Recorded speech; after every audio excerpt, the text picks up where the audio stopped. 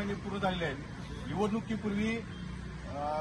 महायुतीच्या नेत्यांनी या ठिकाणी शेतकऱ्यांना आश्वासित केलं होतं की 100 दिवसामध्ये तुमचा 7-12 कोरा करतो, पण आज 4 महिने उलटले तरी कालच अजितदादा पवार आणि मुख्यमंत्री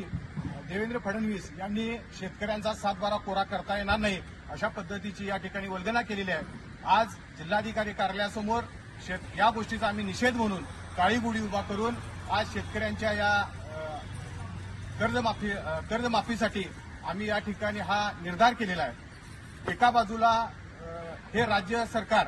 शक्तीपीठ महामार्गाच्या माध्यमातून या ठिकाणी आमच्यावरती नांगर फिरवा लागलेला आहे, दुसऱ्या बाजूला विदर्भातला कांदा असेल, कापूस असेल, सोयाबीन असेल हा शेतकरी दिशोधडीला लागलेला आहे आणि अशा परिस्थितीमध्ये राज्याची तिजोरी रिकामी आहे अशा पद्धतीनं सांगून ही काय तिजोरी शेतकऱ्यांनी लुटलेली नाही, ही तिजोरी याच राज्यकर्त्यांनी वापरलेली आहे आणि अशा पद्धतीची भूमिका त्यांनी घेतल्यामुळे आज या सरकारचा आम्ही या ठिकाणी निषेध व्यक्त केलेला आहे आणि राज्यामध्ये संपूर्ण जिल्हाधिकारी कार्यालयामध्ये या ठिकाणी काळ्या गुढ्या उभ्या करून आज आम्ही हा आनंदाचा दिवस अतिशय निराशेने या ठिकाणी साजरा करत आहोत। मी महाराष्ट्रातल्या शेतकऱ्यांना आवाहन करतो की यापुढे स्वाभिमानीच्या गुढ्या उभा करून या ठिकाणी शेतकऱ्यांची एकजूट दाखवून नवा संकल्प आपण नव्या वर्षामध्ये करूया।